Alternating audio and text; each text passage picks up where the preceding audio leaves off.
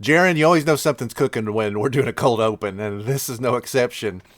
The show has been on a bit of a hiatus while you were out of the country for a bit, and we've spent no shortage of time developing the show, thinking about the show, where we want it to go from there. And again, I think it's time to take another step up to a new season as we enter into the next progression of our coverage of G.I. Joe, where we're learning what's entertaining for us and where we want to go with it. So without further ado, you can't have a new season without a new intro. Here it is. How you doing? I'm Michael Bell, the voice of Duke. Hi, this is Adrienne Palicki, Lady J from G.I. Joe. Hey there, it's Rachel Nichols, aka Scarlett. And if you're listening... And you're listening to... And you are listening to Anything Joe's, a collaborative journey through the world of G.I. Joe with Greg and Jaren. Yo, Joe! It's Greg and Jaren on the mic. Let's go. Time to dive into the world of G.I. Joe. From comics to toys, cartoons to flicks. Exploring every era, get your nostalgia fix. Classified secrets to vintage finds. Analyzing story arcs, collecting toy lines. Whether you're a pro or a new recruit, join the team, grab your gear, follow suit. It's Anything Joe's, your frontline crew. Every facet of the Joe world we're searching through. Yo, Joe, Cobra, the battle's begun. A collaborative journey, let's have some fun.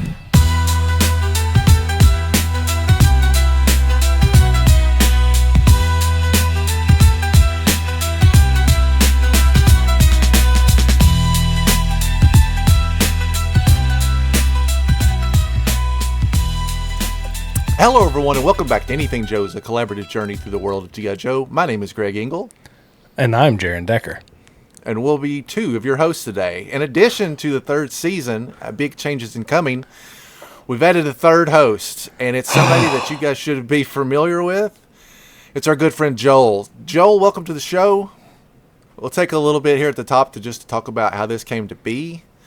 The show is...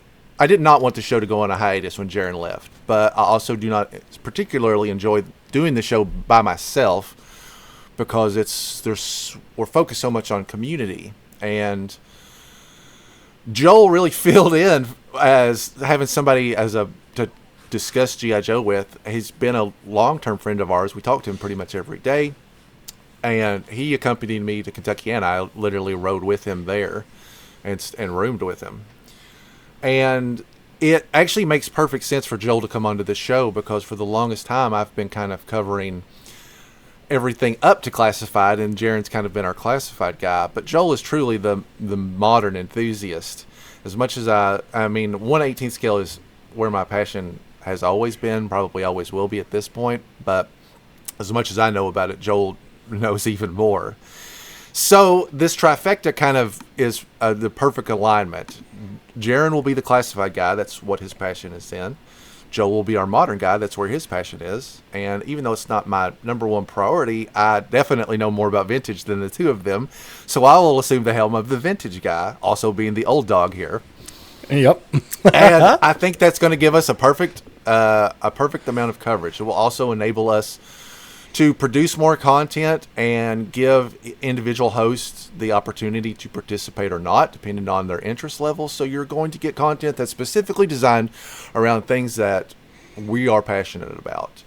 I don't want to force Joel to talk about classified stuff when I know that's not where his passion is at, and I don't want to force Jaren to listen to all the Hayatoy import G.I. Joe 1/18 scale figures I have. So I'm optimistic that this is going to be great for everybody. Most of all, you, the listeners and viewers. So please welcome Joel to the show. Feel free to start contributing concepts and ideas to what you guys would like to see us cover in the near future as we are laying out the roadmap for the show. Before we get into news and coverage and the like, I wanted to play catch up. I wanted to give Joel a chance to introduce himself and talk a little bit about his interest in case you're not familiar with him. And I also wanted to give Jaren a chance to talk about his trip to Africa because I don't know anything about it. You guys will be hearing it also for the first time. So let's start with Joel. Joel, tell us a little bit about your journey with G.I. Joe and where you're at with it right now. My journey with G.I. Joe started in the Spy Troops Valor vs. Venom era. That was when I was a child. I had a lot of Leonard Core and as many secondhand Joes as I could get my hands on. I kind of came back in as a serious collector in the tail end of Pursuit of Cobra and the beginning of Retaliation, and haven't stopped since. Like anybody else, you kind of go up and down with what your focus is and how much money you have and all that sort of stuff. I would say I probably specialize in army building and buying way too many of the same figure. And a lot of those are overpriced army builders that I can't stop buying. But yeah, I kind of bowed out with Classified when the Rattler was rolling out. I just don't, I never used them. I didn't really enjoy them. But that being said, I still cherry pick things here and there. And I've been kind of focused more on trying to hunt down the club stuff kind of at toy shows only, and kind of just focus on buying anything that I feel I can manipulate into some sort of 1/18th Joe world building whatever. I think that's pretty much covers me pretty well, I think. One of the other things I forgot to mention about Joel is that he, as he mentioned, grew up in the Valor vs. Venom era, which completes our trifecta of hosts that have grown up in alternate eras of G.I. Joe popularity. So we've got that umbrella covered as well. You will learn much more about Joel in the oncoming episodes as we dive into it. Joel is a big customizer also. I'm looking forward to kind of exploring in that play space with him a little bit as well, because I enjoy bad customs are primarily what I make, so maybe he can lend us some expertise in that as well. Jaren, let's switch our focus off to you because I've not seen you in a very long time. Tell me all about your journey and how it went. So, first off, it's good to be back. This is my first time being out of the country, out of the U.S., and quite a bit of a difference, I will say, going straight from here to... So the international flight we took there was like straight to Africa. So there was like no layover in any other country on the way there. It was just, so we flew from Louisville to Atlanta to New York, and then New York to Accra, Africa, which is like, wow. Felt like they could have planned it a little better. Probably cut out at least one of the flights, but I'm not in charge of that. And it was just such an incredible experience. It was everything that I had thought it would be for the most part, and yet entirely different than I ever expected it to be. Like, it's just crazy what they have and what they don't have. So like we flew into Accra, which is the capital of the nation of Ghana, which is where we were, and it's like almost like a real like major city. Like there are parts of it that seem, very much normal. Like you could almost trick yourself into thinking you were in some part of the U.S. and it was just a little different. And then we got on this little bitty prop plane, like little. And my wife does not like flying. She went with me, and she was a trooper, but when she saw that there was a propeller instead of like it didn't look like the rest of the planes we've ever flown on. It was a little iffy. It was very iffy, and that was a weird plane to fly on because it was a lot slower. So even though we weren't going very far, it took a while. So we flew from the south of Ghana to the north of Ghana it's called Tamale, and that's a smaller city. It's the second biggest city, but you can see the drop off there. It goes from like you can almost convince yourself to it's a real city to most of this is mud huts and tin roofs. So it's just crazy how different that is. And then we spent 2 weeks just, doing our thing, being missionaries and going and talking to people about Jesus and helping people. And so, like, for me, I I was with another guy, and we did pastoral trainings. So, and I feel like I've talked about it a little bit. And if you want to hear more about that side of it, feel free to message me. I don't want to. I mean, I could sit here and talk for 3 hours about that part. But so we did pastoral trainings with, 20, 30 30, 40 pastors. Each time we did like a 2-day seminary kind of training thing, just trying to help them and give them more resources, because those guys are the ones that are doing all the really hard work with these people that are living with nothing. And then the rest of our group did my wife's an occupational therapist, so she was like going around to villages and trying to help people and teach them better ways to do things, and things that would kind of reduce strain on their body. We had some healthcare people, so doing like just little clinics. We did eyeglasses clinics, handed out thousands of glasses, which was crazy. And it was just we're going to be going back in 2027, and we'll probably take our 2 oldest kids. But it was a wonderful experience. I can't say enough good things about it. We go with this group called Seed Ministry. My wife's family started it in 2001. They live over there full time, and they literally do everything. They will pay for people to get surgeries done if they need it. So they're kind of like the central hub that just helps people in whichever way they can. They have schools that they do. They have churches they do. They have food banks that they do. They will. They devoted their life to going over there and trying to help people, and it's really cool to get to see it, because I've heard about it for 15 years, and now getting to see it, it was a really cool. It was a treat for sure.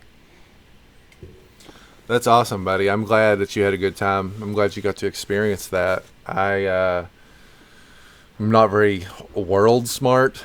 I know that's a shocker, so I don't really know what it's like in the rest of the world. So it's interesting to hear that perspective. I almost forgot that we have a 4th host that we did not introduce yet. Our 4th host comes to us from last year's Winterfest. I've been holding on to him, and I don't know how ideas get into my brain, but I've been holding on to it and developing it since then. So I'm proud to announce that we now have a fact checker on the show. If we say something that's incorrect or needs an addendum or just some kind of correction of any type, you'll see a pop-up on the screen with our good friend and mascot, Sergeant Stitcher, here. I've forgotten the name of the family that makes these. She was set up at Kentuckiana also, and I thought they were really cute. I do really enjoy these handmade goods. I've got a Roma collectible Zartan that was also made by a friend of theirs that I enjoy tremendously. He won't look exactly like that. He'll look like this. I'll show you a pop-up of him right here, and then he'll have his little factoid. Thanks, Sarge. Ding! I feel like I'm making the Jurassic Park Dino DNA infomercial, and I'm hamming interacting with an animatronic. You gotta get your little cue cards out so you can follow through with it. That's right. All right, so we got a lot of new stuff in development that I've really spent our time off just kind of thinking about what's to come and what I wanted to change and try to improve. I'm always just kind of pushing myself on a personal level to make this show as good as I possibly can.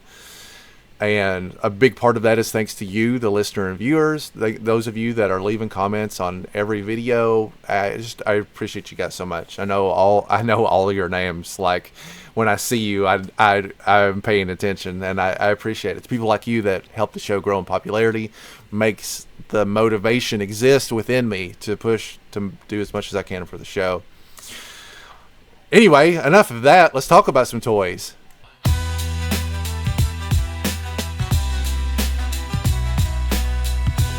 We have a tremendous amount of catching up to do, so we're just going to kind of shuffle that off to the side and get caught up on the stuff that we're the most interested in at this time. And I had to at least go as far back as the Snowcat, because we haven't really been able to discuss it at all. And now that it is funded and will be a reality, something that we weren't sure was going to happen, I certainly didn't expect it to do as well as it did. And we'll talk about that in a second as well, conspiracy theorists. I want to talk a little bit about the reception. I want to talk about the actual product and just the overall thoughts on this as a HasLab in general. And if it's okay with you guys, I'll just go ahead and go first since I'm still talking. The Snowcat is an unusual choice for the HasLab. It is $325, which is quite the penny for a vehicle that we are used to being reasonably small. I mean, a Snowcat in our scale is historically not that much larger than an All-Striker. So for it to be over 3 times the price of an All-Striker was a little daunting. But the actual product, as we've all seen, is much, much larger. The Snowcat is more proportioned to the cartoon, and I'm using that very loosely as the proportions changed from episode to episode. But I think that's what they were trying to go for, is simply, A, I think they knew they had to make it big, and B, they thought, well, what's something that we can size up and people won't freak out about. Obviously, they misjudged that because people freaked out like crazy. Everybody wants a tank. Nobody wants this. And a lot of people, there was a big campaign against it, which I don't normally see. HasLabs that are not well received, which we've seen many of, not just G.I. Joes, but across the board in Star Wars and Marvel, don't have lots of naysayers. I'm just not used to seeing people coming out and actively being like, cancel it. Like they genuinely didn't want it to fund, to like teach Hasbro a lesson, I guess, about the tank. I am the only person on this podcast that backed the Snowcat, which is also crazy to me because I would consider myself to be a mid-tier enthusiast. They've had some wins lately, but I was definitely on the fence. I did not back this until the very last day. I think there was like maybe 6 hours left. As a matter of fact, to allude to what I was mentioning to earlier, eagle-eyed fans that were watching this thing like a hawk noticed that at very close to the end, the last day, the pre-orders jumped up by thousands in a single minute with no explanation as why. And those thousands helped unlock all 3 tiers of the Snowcat, making it a much more inviting backing system. It's definitely what got me involved because without talking to, I'll let Jaren do a little bit more of the digging on the actual product itself, but I wasn't especially interested in the figures other than Frostbite, obviously. But the bivouac I wanted quite badly, and that seems crazy, but there was the added value of the bivouac made the Snowcat a more agreeable goal to pay for it, I guess, is what I'm getting at. The Lady J and the Flint, I'm not going to do anything with. I'll never open them or use them for anything ever. I do like the Snowcat. I'll say before I throw it over to Jaren and we actually kind of look at the vehicle itself. I think it looks cool. I think it has a lot of great functionality. I mean, like, I'm a kind of a sucker for the lights and the things like that, so stuff like that does appeal to me. I think it's designed well. I don't know. I was going to back it probably no matter what, if I'm being honest. If there's anything I have a reputation for, it's to be a completionist no matter the cost. And I'd be interested in hearing your all's thoughts on the aftermarket on this. Was it a smart idea to back it because if you change your mind later, it's going to be even more expensive? Or is the play to hope that it is a complete flop on delivery and you can get one, just the vehicle maybe at a greatly reduced price? Gentlemen, thoughts? I have noticed, just to kind of answer your last thought, the price on HasLabs in general on the secondary market has kind of gone down. I mean, there's still room for money, but, you know, like, what was a Rattler? $300? Rattler was $325. The Dragonfly was $275, and the Hiss was $299. So I've heard rumblings of the Rattler selling for between $400 and $450. When I sold my 2 classifieds, after shipping and eBay fees, I might have made $35 a piece profit. Scalper alert, we got him, everybody. This is just an elaborate sting operation. So in terms of, you know, I think the market is long gone for the flipping of HasLab items. Like I think we're past the day of buying 2, selling 1 to pay for both. I think we're done with that formula based on just, you know, whatever the current market. But, yeah. I think the Snowcat was kind of a bizarre choice. A big one for me is, I live in Western New York. I have half of the year that is winter. I have a lot of snow. Mm-hmm. I like 4-inch snow vehicles and troopers and whatever, but there's a huge portion of collectors that don't experience snow. Now, that doesn't, not everybody takes their stuff out and takes photos outside or plays in the snow, but I don't know. Like, does that affect somebody collecting when they live in Florida? Are they like, I could give two craps about winter-based operations? I won't say too much more because I didn't back it. I will just say that I'm not a fan of the lights. It was kind of what frustrated me a lot with the Hiss Tank and the Dragonfly, where I felt that they probably could have had a slightly small, like a lower price point if they left some of the gimmicks out.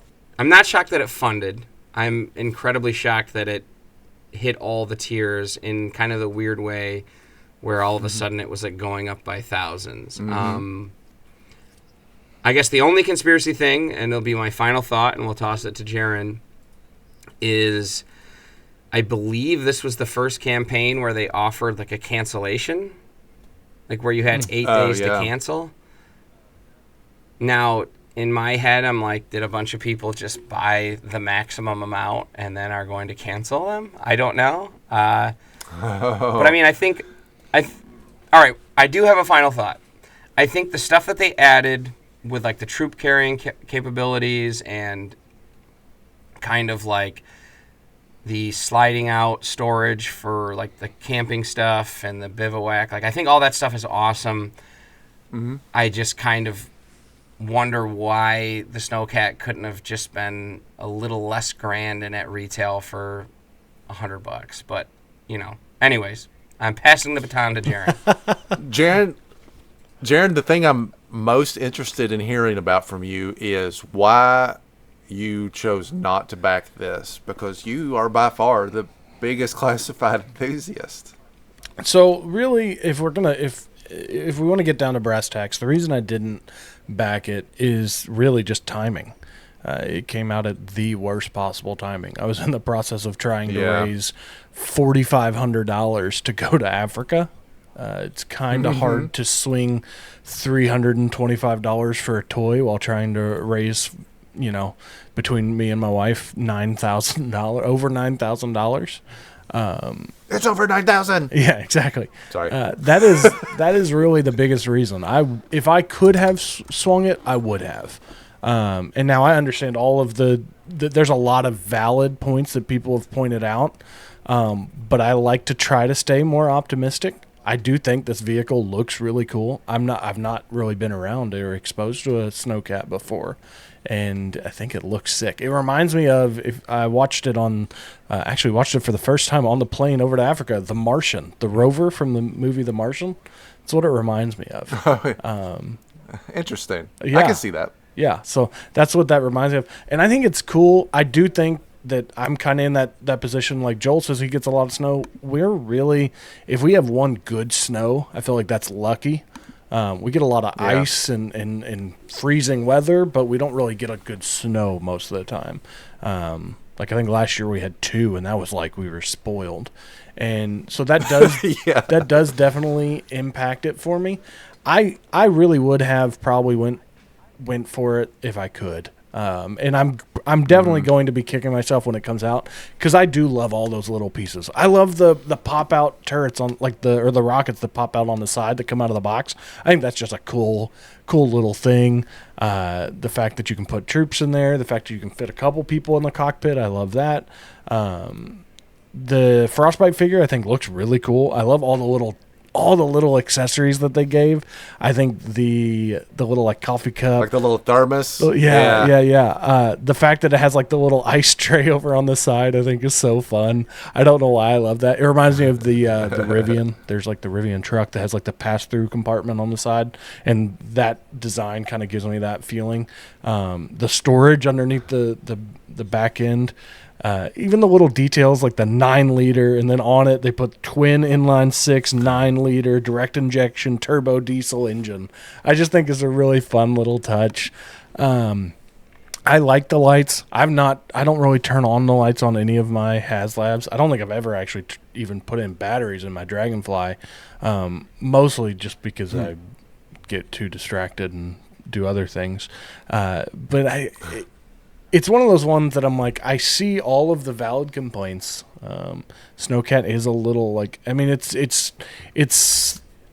a snow vehicle, but all the extra stuff that comes with it, the bivouac or however you say that, all the little accessories. I mean, you can make breakfast with the Flint. Like, that's the stuff that I'm going to be even more sad about. Or the you got a fishing pole with Lady J and a little coffee cup. You got the little ice thing, like to go ice fishing. All that stuff, I'm like, oh, I'm going to want that so bad. But I don't really care for the actual figures themselves. Like, I think they're cool. I think they look good. But I don't need another Lady J and another Flint. I really like the ones that we have.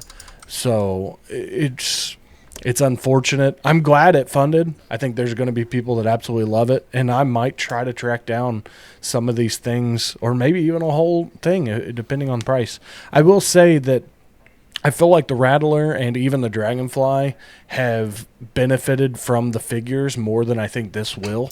With the Rattler, that Baroness and Wild Weasel, those are pricey figures on secondhand market. I see a lot of people selling those separate and then either keeping or selling the Rattler for really, like, you can get a Rattler for under $300 on the secondhand if you just want another Rattler.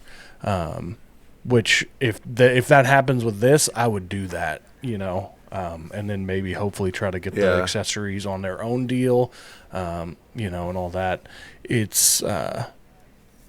I have done every HasLab that has happened before this one, and I'm going to try to do every HasLab after. It really just came down to an unfortunate timing that I wasn't able to. Like, I could have maybe put it on a credit card or something, but while I'm trying to fundraise, it just felt weird, and all that stuff. So it is what it is. I'm sad that I'm missing out on it. It'll really suck in 2 years. whenever it comes in when it's finally at hand and everybody's looking at how cool it looks. My son's going to be really mad if he ever sees about this, because he's obsessed with fishing, and the fact that this is a toy with a fishing pole and fish, he would have, oh man, it's right up his alley. But I'm not kicking myself up over it. It's not like I have plenty. I have the Rattler. I have plenty of other action figures that I'll get. It sucks I missed this one, but there will be another HasLab, and maybe it'll be another Hiss. Who knows? You never know when an opportunity will present itself. Yeah, you might find one in a year or whenever after it's out. Yeah, at a great price. What's crazier things have happened. Yep. No, that's true. I mean, I think there'll be an abundance of Snowcats for sale.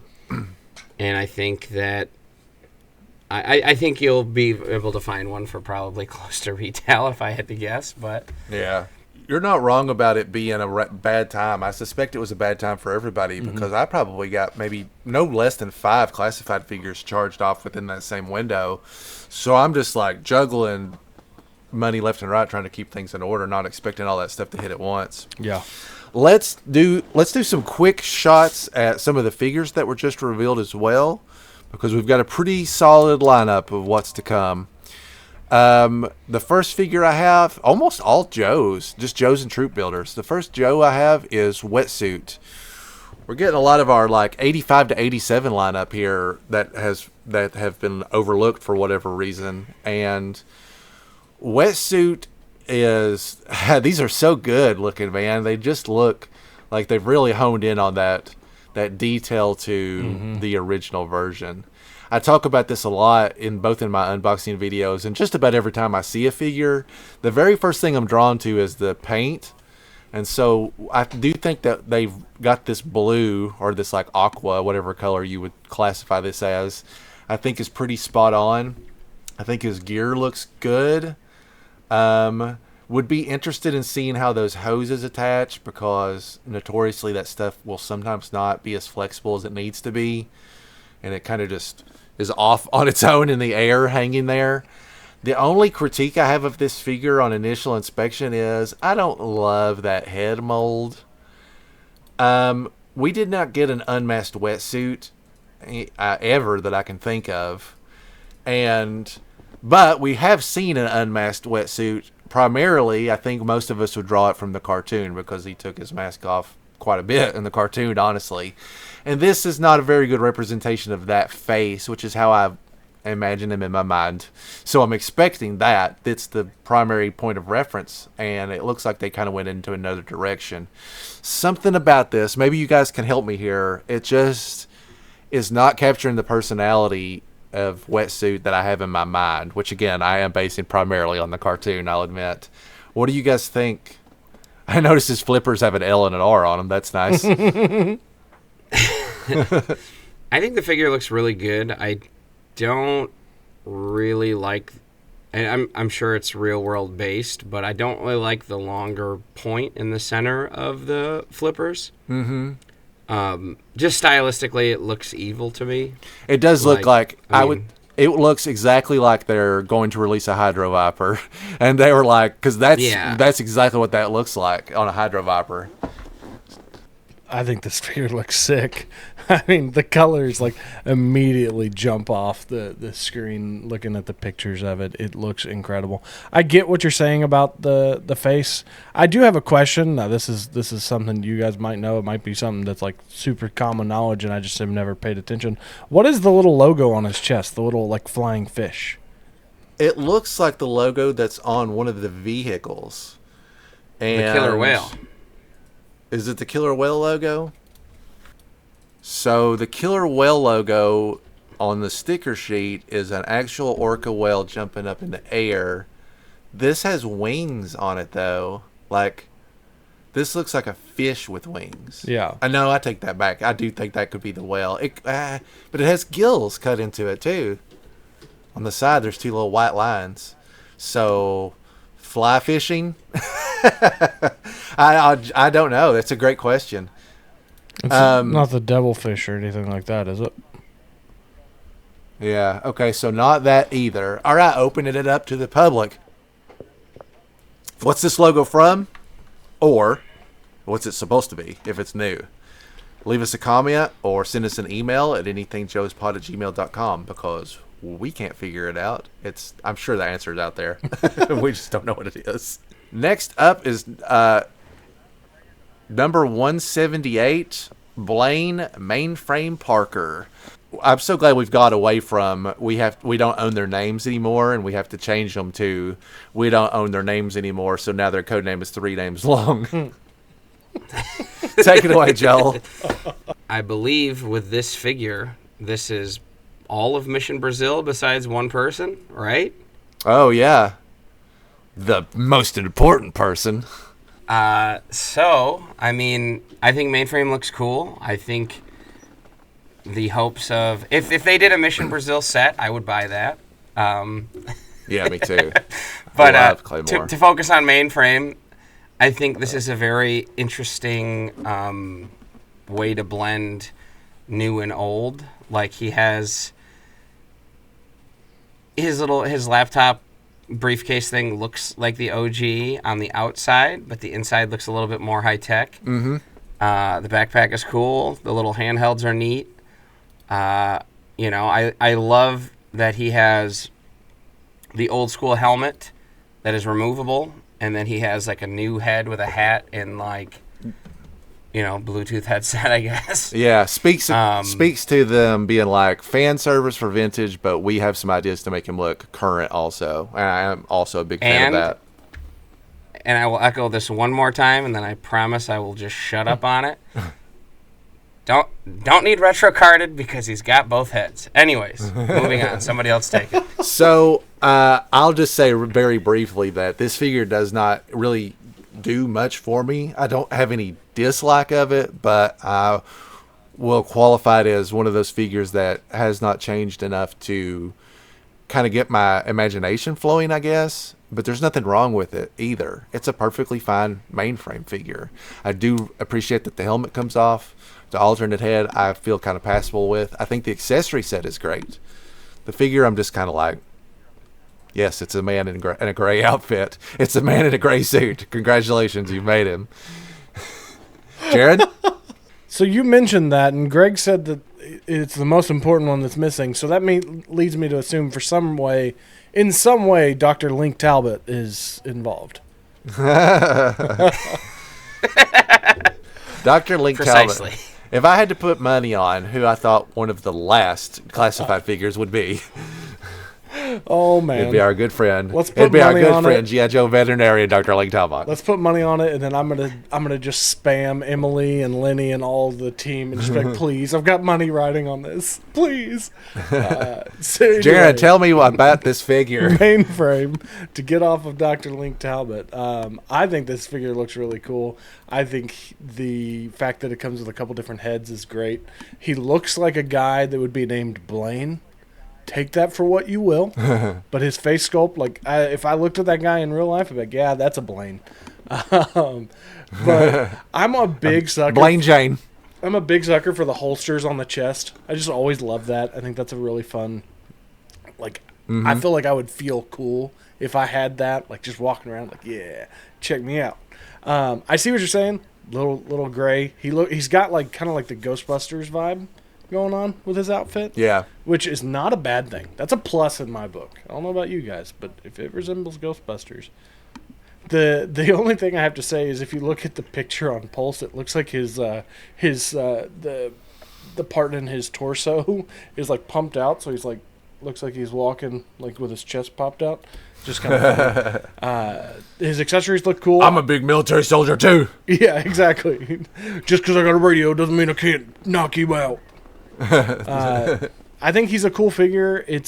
He's kind of in that tier where I'm like, he'll be really cool. Maybe I'll use him a little bit.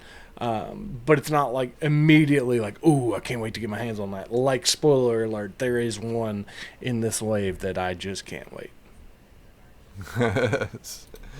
Well, is it number 180, the Cobra Desert Scorpion, and SKRP10N-25? That name really gets me going, that's for sure. Joel, what do you think about this one? What do I think about it? I hate the price. Oh. This is a figure I bought 3. Wow. Wait, hold on. You hate the price and you bought 3. Okay. Okay, so one of the things I cherry pick with Classified are the wackadoo specialized troop builders. Now, like I said earlier, if they do like a Quinn or if they do like some sort of like deep cut character, I will buy, but I love Frag Vipers. I got 3 of those. I love Night Creepers. I kept 3 of those. 3 is kind of my number for Classified because you can do 1 in the front, 2 in the back, kind of little triangle display. This is right up my alley when it comes to like just Cobra insanity. And the Middle Years version of this figure came with like a robotic scorpion. The original came with just like a giant, a giant rubber scorpion. But long-winded. But I will say this: the reason that I like actually broke down and bought 3 is because those scorpions will look incredible with 4-inch figures because they're going to be huge. They're going to be scary. Yeah. And because this was when these went live, I literally looked at them and I was like, "There's no way I'm doing this." I was like, "I've dropped the line.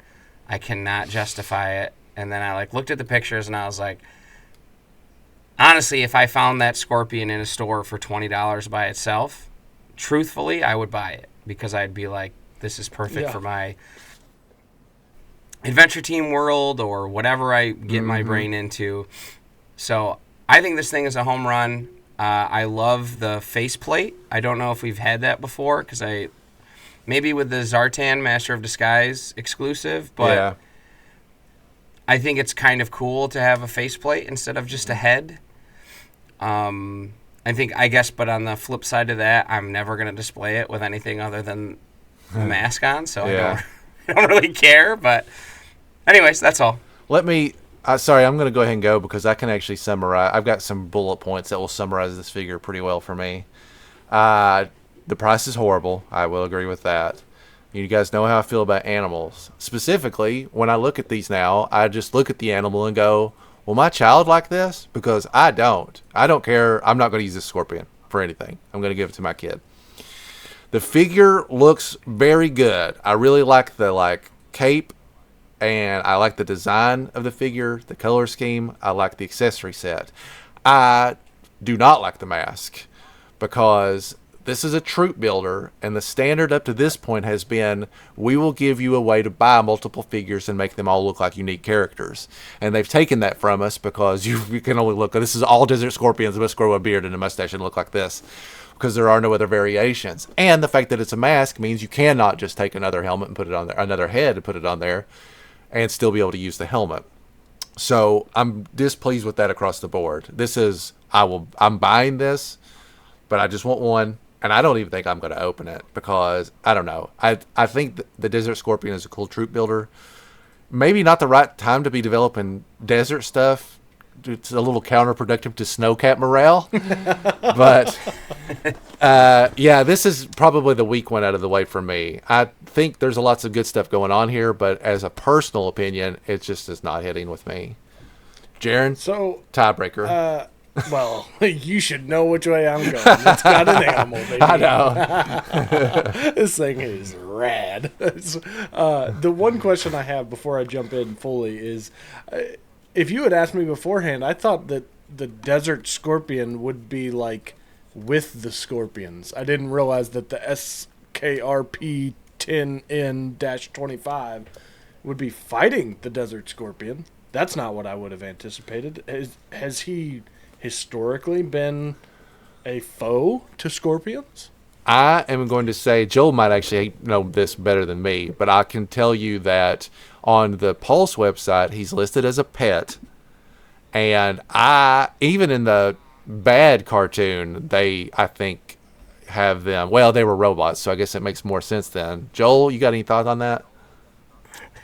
Are you referring to like the diorama Yeah, in these shots where they're photos, like it fighting looks a like scorpion? he is They're all not fighting, yeah. wanting to be around those scorpions. I mean, the person taking the photos was just having fun, and I don't care. Like, I mean, it's you know, you're either gonna buy it or you're not. And if you're sold on the live action diorama shots, I don't know what to say. Let me rephrase that. If you're so put off by like a whatever, like someone not understanding, the wackadoo source material for a giant scorpion, I don't know what to tell you. I think it probably falls under the realm that a lot of classified lore falls under, which is, do whatever you want to with it. We don't know either. Well, okay, so I will say that like the first photo, they're just kind of like standing there. So I think it is kind of like a, take your pick. They're giving you both sides of the bread. Yeah.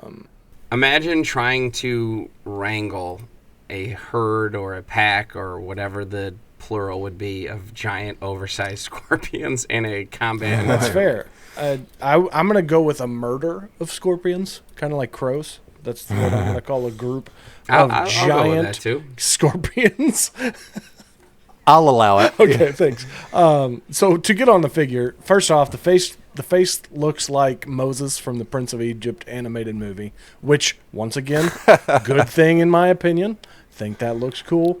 I like the mask, so sorry, Greg, to disagree with you. I think it also looks cool. I do understand what you're saying, though. It is not like the typical troop builder where they're going to look like a bunch of different guys. It's going to look like a bunch of clones of one guy. If you get multiple, which for me, in my headcanon, I don't see there being that many of these guys, so I will probably only have one, and he will be like that dude that just got really into scorpions in middle school, and just, he followed all the way through on that. As far as the figure goes, looks great. The one thing I would say about what he comes with is his guns, kind of like it's the Alley Viper guns again. Like the original ones, and they're fine. Yeah. They're not my favorite. That stinks. But, he'll probably, the one that I have, he'll probably have his staff maybe his claws just because they look cool. But to get the highlight of this thing is that scorpion. I know it's not to you, Greg, but man, I just can't wait to get that thing in my hands. I love all the animals. The only animal of the line that I haven't got yet is the polar bear, and that's just because I haven't got it yet. I will get him. I have the polar bear. He's so cool. It's got little pinchers. You're going to be able to do things with it. You know, he just looks like so much fun. I'm so excited. New leak for 2026, classified pets line. All waves, all pets. Every pet gets a tattoo.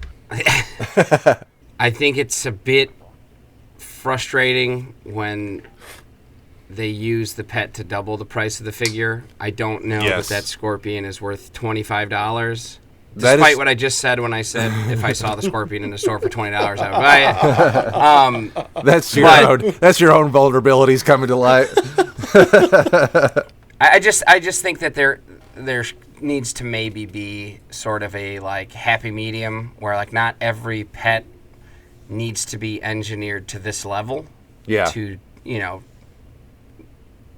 because I mean the original came with just a giant rubber scorpion at no extra the cost. Middle years. Yeah. I have a question as we move on to our next character, Classified Series 176, the Grim Viper. Hey guys, has Range Viper been announced yet? We already had a Range Viper, Greg. Do we? Yeah. Yep. Yeah, it was a Walmart exclusive. And we have one with the hiss colorway. I didn't mess with any of that. Well, here's another troop builder. Ladies and gentlemen. Here's another troop builder that I can buy, never open, forget that ever existed, and move on to the next one. You too can collect like me. Just buy it all and enjoy none of it. I love that you own this figure and you're like, have they announced this yet? I don't open troop builders as a general rule because I just don't have room for them. And I'm only buying one, so they look dumb. It's just, you look at my shelf and there's like, oh, hey, there's Gary, the Range Viper that cleans toilets. What's he doing in the class photo? So the only troop builders that I have out on display are Crimson Guards and Bats, because those are the only two that I bought multiples of that are like and Vipers. Those are the like heavy hitters. Sorry, to get back on track, I don't like this figure, and I'm going to tell you why right now. Besides the fact that the Range Viper, it's an obvious Range Viper head paint, there are some head molds that you shouldn't mess with, because I can't look at this and see anything other than a Range Viper. An intensely designed figure with exposed brain, to look like it's his brain. They decided if they would just colored it gray that people, I guess, would not notice. Things I don't like about this figure, other than the reuse head. I think the paint scheme is great if it wasn't so an iconically recognizable head. The camo is bad. It's like Stalker arms, but the undersides are brown. It clashes with the vest. The pants don't match because they're a different shade of green. This is a flop for me. I got to be honest. I think the concept is cool, and I'm always down for new characters. But this ain't it for me. I'm sorry, I went a little strong. Joel, are you going to go even harder on it? I love Range Vipers. I love Range Vipers a lot. If you read the file card, they're dropped, abandoned by Cobra. They piece together their stuff, and they survive off the land. They're thieves. They're scumbags. They're, whatever. They're the worst of the worst. But they're, like, very hardcore. I don't like that they're calling this the Grim Viper when they should just call it, like, Range Viper Heavy Gunner. I don't think that this needs to be a character. I don't think it is a character. It's obviously a troop builder. Mm-hmm. But I just think it could have been like, heavy gunner, Range Viper or whatever. Because I have built a lot of Range Vipers with various bodies. And I have kind of made my own squad where I have a heavy gunner, I have a sniper, I have standard, I have, the guy with a grenade launcher, I have, I love, in theory, I should love this. Yeah. Because I love Range Vipers. I agree with you. I think the color scheme is, kind of all over the place.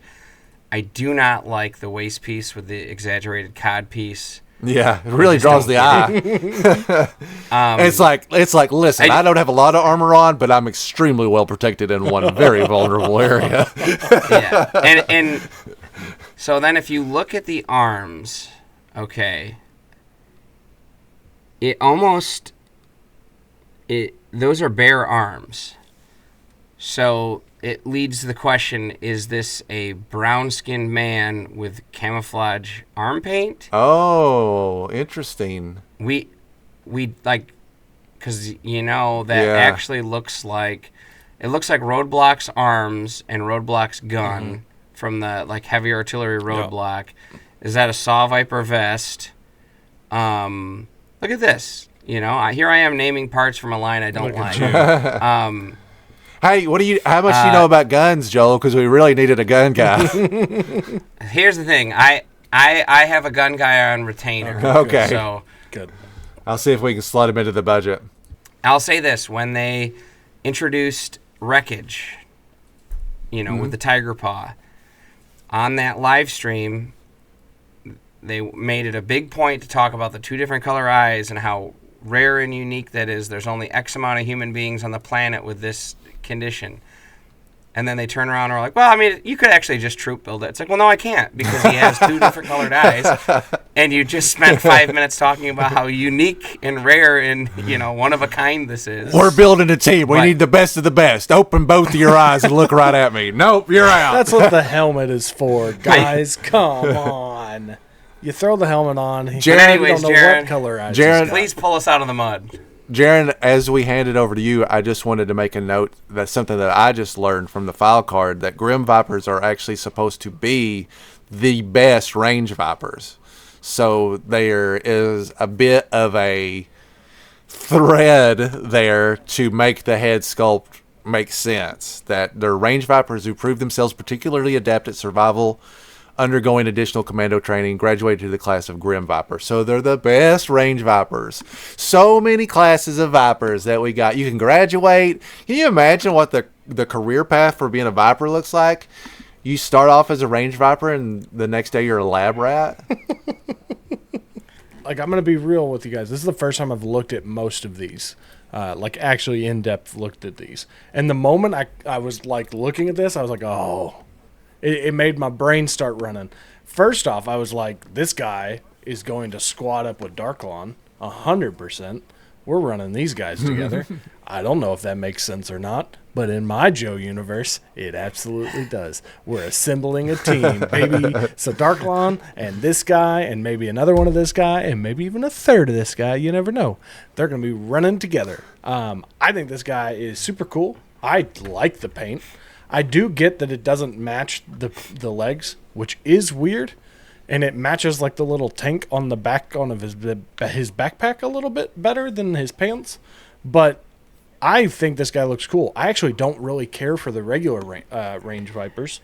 This is probably the first one that I'm gonna really like. I think the mask is. Normally, I think it's a little weird, but now that I'm going to be putting him with Darklon, I'm like, oh, heck yeah, this makes sense. Look at that guy's weird face. Of course, this other guy has a weird face.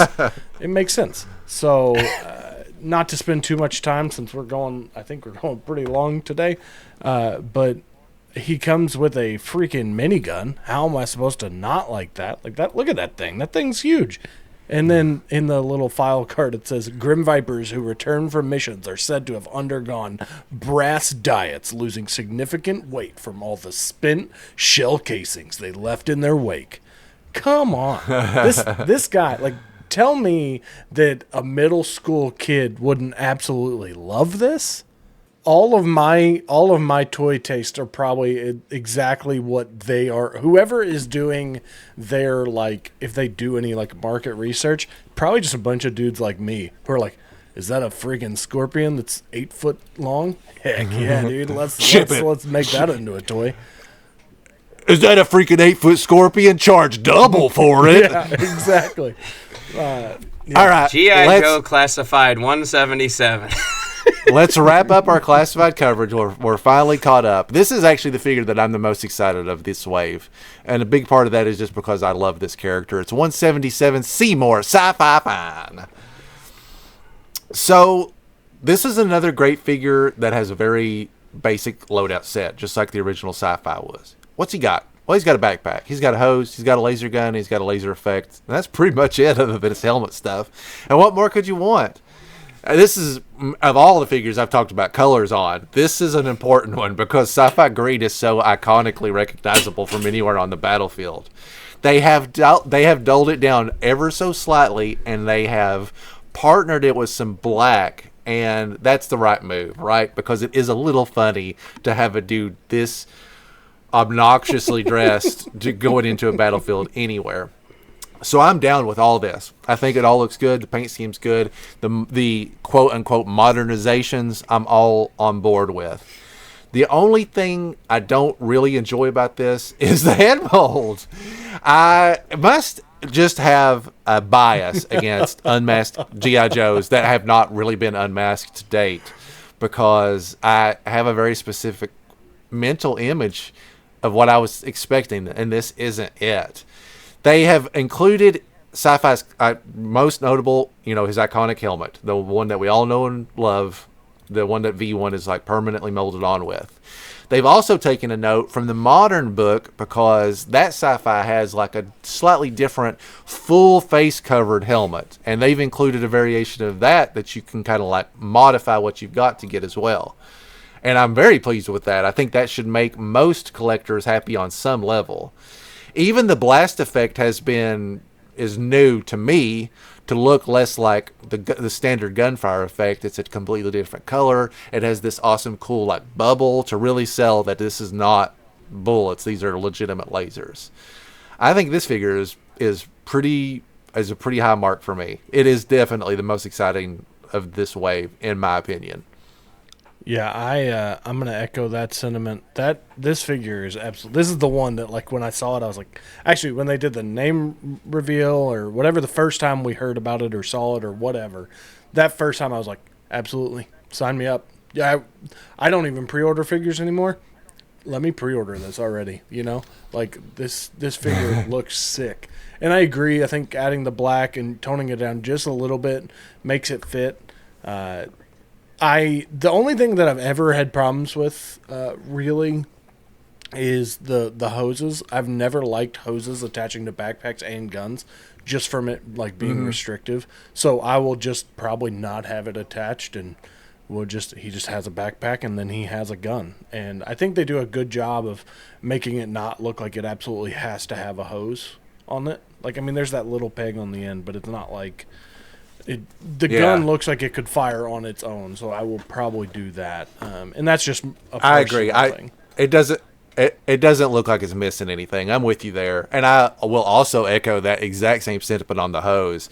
When I put my blowtorch figure together, it was like the hose will like pull the gun kind of off in a direction you don't want it to go. So I'm with you there. Yeah, I think the figure's great.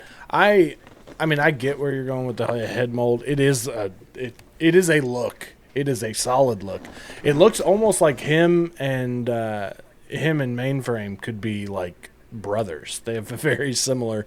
Whoever designed these guys, the super black hair, the Blaine and Seymour faces. I mean, they've got a very serious look going on. But this guy looks so cool. I can't wait to get him. Give me a repaint of this guy every year. I'll buy it. Give me an all yellow one. Give me a Night Force one. Give me a Dinosaur Hunters one. Give me, you know what? Let's go ahead and start the Eco Warriors. Give me a Sci-Fi with Eco Warriors. I don't care. Let me have it, please. Man, Jaren, you're really trying to take the title of most gullible purchaser from me. But you're just handing it over to him. I think Sci-Fi is awesome. I think this is a perfect example of what they should be doing. Which is nice that we're ending where all three of us agree. And we all agree the head sculpt is bizarre. Jaren, what is the main character's name from Rebels, the older one? Not Kanan? Not the trainee, but the Kanan trainer. Jarrus? This kind of looks like Kanan to me. He's got a Freddie Prinze Jr. look about him. That's fair. Yeah. So I can see that. Instead of talking about makes the figure, me like the head sculpt more. I agree. I agree with both of your guys' thoughts. I think it doesn't make the cut on what I'm buying, but I think it's awesome. As we wrap up, we're instead of doing recent acquisitions, because this has been such a long episode, I'd like to take just a second, and if you guys could just take 5 minutes and just show me one thing that you've gotten in the last several months, just something that is semi-recent and an acquisition that you'd like to show.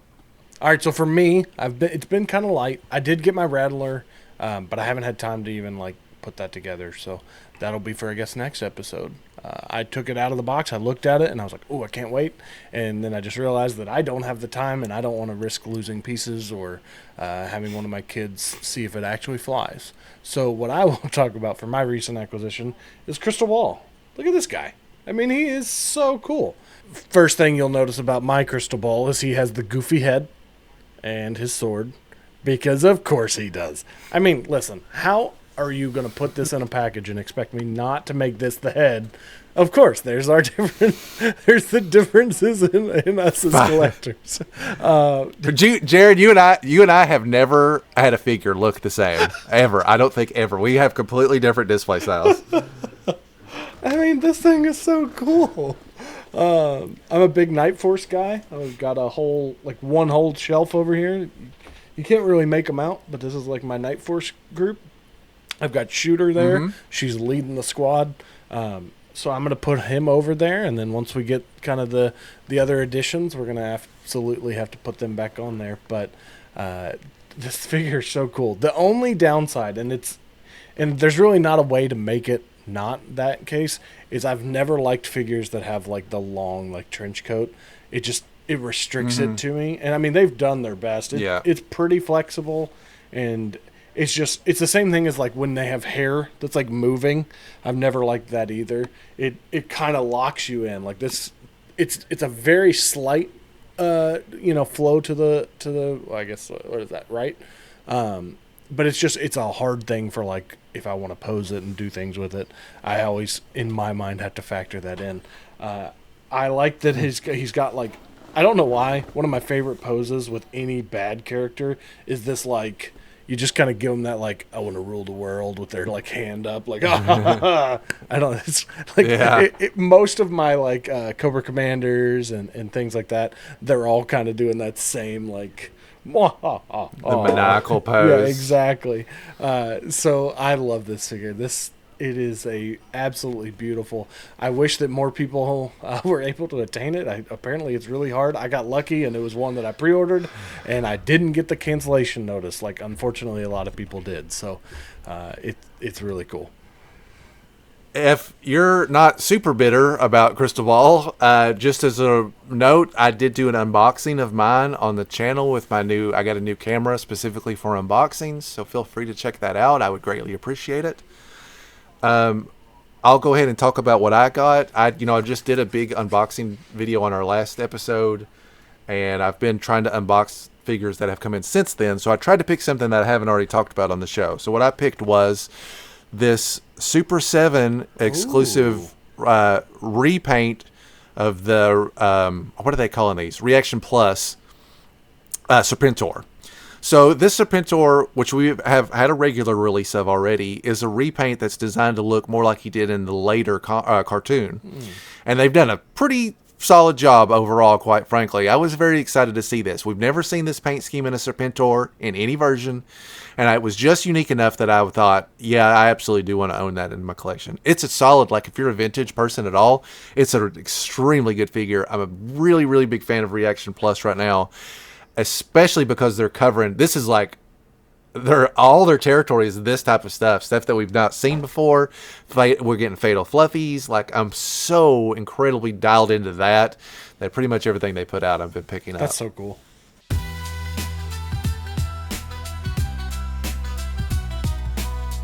All right, that's going to do it for us today. I wanted to thank everybody for their patience while we were working some stuff out, and during our hiatus. We're back. We're stronger than ever. We've got tons and tons of new ideas. We're going to come at you full force. Oh, sorry, that's a trademark. I can't say that. We're going to come at you. Partially forced. I got nothing. Too late. I'm already in court. You can obviously leave a comment here. You can email us directly at anythingjoespod@gmail.com or anythingjoespodcast@gmail.com. And we would love to hear from you. You can find us on Twitter, on Facebook, on Instagram, on Blue Sky, on TikTok under Anything Joe's Pod. And we appreciate those follows as well. If there is content that we have not done in a while, if there is content that we're not covering that you'd like to see, this is the perfect time at the dawn of season 3. We are here to discuss things that we love and things that you love. Please let us know where's your passion for G.I. Joe at, because we want to share that passion with you. We have a lot of very cool discussions coming up, and I am very excited to share that with you.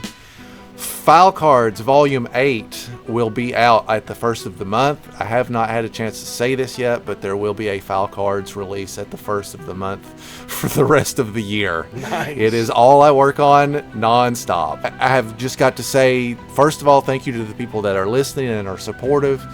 It's where my passion is at right now, right? I'm always just kind of chasing wherever my imagination is leading me, and this is where I've stuck it on. I'm going to finish it if nobody listens to it. It's irrelevant to me. I'm doing it because I love it, and it's extremely fun. And if you are enjoying it at all, then I am happy. That makes me happy also. Volume 8 will be out on the first of the month. It is the volume that has the Snake Eyes song on it. It will have a full-length music video, which is done, and you'll be able to see that on the same day as well. Thanks so much for watching and listening, and we look forward to talking to you next time, where everything's available for discussion here on Anything Joe's.